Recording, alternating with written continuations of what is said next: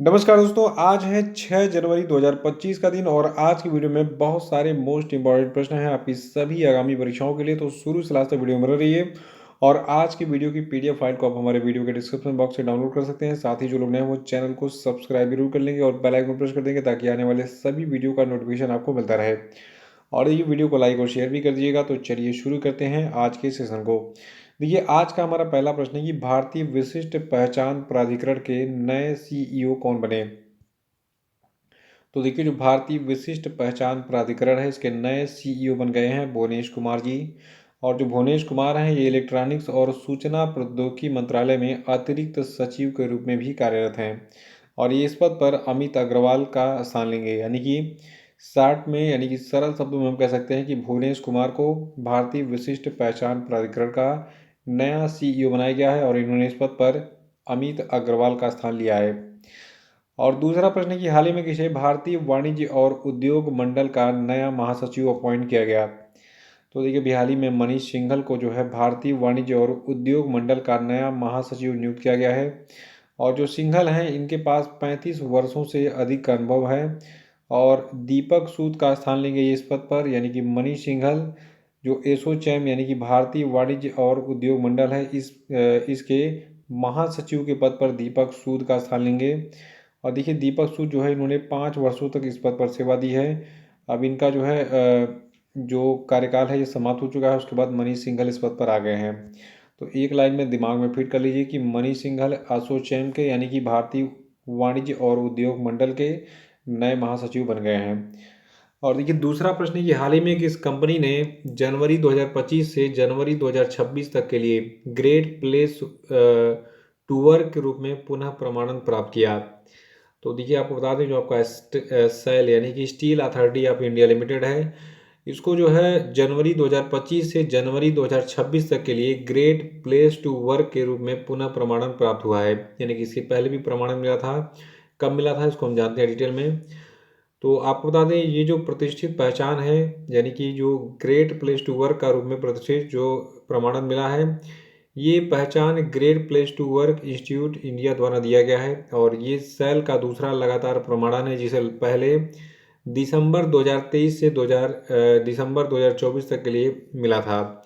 तो अब जनवरी 2025 से जनवरी 2026 तक के लिए सेल को यानी कि steel authority of India limited को ग्रेट प्लेस टू वर्क के रूप में पुनः प्रमाणन मिला है। और सेल की बात करें तो इसका हेडक्वार्टर कहाँ पे है, नई दिल्ली में है। और इसके सीईओ हैं श्री प्रकाश। और सेल की स्थापना कब हुई थी, 24 जनवरी 1973 को। चौथा प्रश्न है कि भारत ने 2005 से 2020 के दौरान जीडीपी उत्सर्जन तीव्रता में कितने प्रतिशत की कटौती की है। तो आपको बता दें भारत ने 2005 से 2020 के दौरान जीडीपी उत्सर्जन तीव्रता में 36% की कटौती की है। और आपको बता दें भारत ने आर्थिक विकास को ग्रीन हाउस गैस उत्सर्जन से अलग करने में उल्लेखनीय प्रगति की है। और 2005 से 2020 के बीच जीडीपी उत्सर्जन तीव्रता में 36% की कमी हासिल की है। और ये प्रगति जो है ये पेरिस समझौते के तहत देश के जलवायु कार्रवाई लक्ष्यों के अनुरूप है। तो याद रखिएगा भारत ने 2005 से 2020 के दौरान जीडीपी उत्सर्जन तीव्रता में टोटल 36% की कटौती हासिल की है। पांचवा कि भारत में दिसंबर 2024 में जीएसटी संग्रह वृद्धि कितने प्रतिशत वर्ष दर वर्ष रही। तो देखिए, आपको बता दें भारत में जो है दिसंबर 2024 में जीएसटी संग्रह वृद्धि जो है ये आपकी 7.3% रही।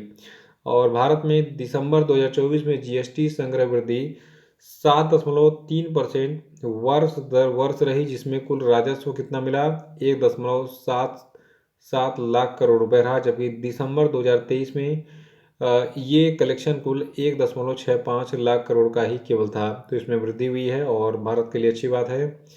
छठवां प्रश्न है कि कौन सा देश 5 से 9 फरवरी 2024 के बीच पहली बार world audio visual entertainment summit की मेजबानी करेगा। तो देखिए, अपना भारत देश जो है ये 5 से 9 फरवरी 2024 तक नई दिल्ली में जो है पहली बार world audio visual entertainment summit यानी कि वेब्स की मेजबानी करने जा रहा है। तो इम्पोर्टेंट है और डेट और प्लेस याद रखिएगा। डेट है 5 से 9 फरवरी, स्थान है नई दिल्ली भारत।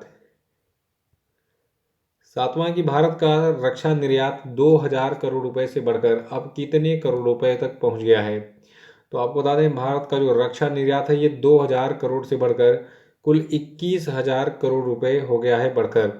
और जो भारत के रक्षा मंत्री राजनाथ सिंह हैं इन्होंने अभी हाल ही में महू छावनी में स्थित आर्मी वार कॉलेज के दौरे पर एक महत्वपूर्ण लक्ष्य रखा कि 2029 तक हम इस रक्षा निर्यात को 50,000 करोड़ रुपए तक पहुंचा देंगे। तो काफ़ी अच्छी बात है, ये डाटा याद रखिएगा, सभी परीक्षाओं के लिए इम्पोर्टेंट है। फिर से बता दें आपको कि भारत का रक्षा निर्यात 2000 करोड़ रुपए से बढ़कर अब कुल 21,000 करोड़ रुपए हो गया है और इस लक्ष्य को अब और बढ़ा दिया गया 2029 तक 50,000 करोड़ रुपए करने का। और आठवां प्रश्न है कि हाल ही में किस देश की संसद ने अपने कार्यवाहक राष्ट्रपति हान डक-सू पर महाभियोग चलाया। तो देखिए हान डक-सू जो है ये दक्षिण कोरिया के कार्यवाहक, याद रखिएगा कार्यवाहक राष्ट्रपति, ठीक है, ना कि राष्ट्रपति की बात हो रही है। देखिए राष्ट्रपति का जब पद खाली होता है तो एक किसी भी व्यक्ति को आपातकाल में जो है कार्यवाहक राष्ट्रपति बनाया जाता है कि भाई जब तक राष्ट्रपति की नियुक्ति नहीं हो जाती तब तक तुम इस पद पर काम करो। तो दक्षिण कोरिया के इतिहास में यानी कि राजनीतिक इतिहास में ये एक महत्वपूर्ण क्षण है क्योंकि ये पहली बार हुआ है जब किसी कार्यवाहक राष्ट्रपति को महाभियोग का सामना करना पड़ा है। दक्षिण कोरिया की बात करें तो देखिए इसकी कैपिटल है सियोल, करेंसी है साउथ कोरियन वॉन, प्रेसिडेंट है यहाँ के यून सुक योल और प्राइम मिनिस्टर हैं हान डक-सू और पॉपुलेशन यहाँ की है 5.17 करोड़। और नवा प्रश्न है कि प्रो कबड्डी लीग 2024 का खिताब किसने जीता है। तो देखिए प्रो कबड्डी लीग 2024 का खिताब हरियाणा स्टीलर्स को मिला है। जो हरियाणा स्टीलर्स है इसने पुणे के श्री शिव छत्रपति स्पोर्ट्स कॉम्प्लेक्स में खेले गए फाइनल में पटना पायरेट्स को 32-23 से हराया और इस जीत के बाद हरियाणा स्टीलर्स को कुल 3 करोड़, पटना पायरेट्स को कुल 1.8 करोड़ रुपए का पुरस्कार मिला। यानी कि जो हरियाणा स्टीलर्स है ये विनर रही, इसको 3 करोड़ का इनाम दिया गया और पटना पायरेट जो उप विजेता रही इसको 1.8 करोड़ रुपए का पुरस्कार दिया गया प्रो कबड्डी लीग 2024 में विनर के रूप में, ठीक है। और 10वां प्रश्न है कि senior national men's handball championship 2024 का खिताब किसने जीता है।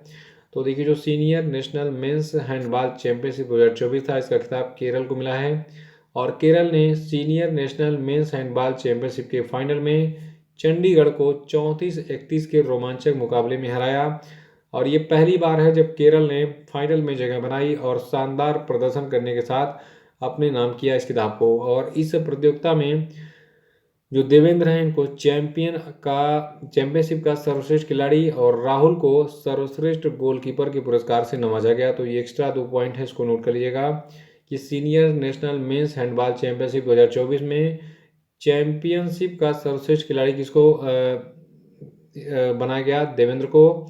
और जो सर्वश्रेष्ठ गोलकीपर का पुरस्कार है ये मिला किसको, ये मिला है राहुल को।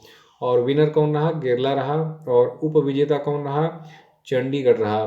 तो याद रखेगा senior national men's handball championship 2024 का खिताब केरल ने चंडीगढ़ को हराकर जीत लिया है। तो इसी के साथ आज का सेशन समाप्त होता है। Thank you.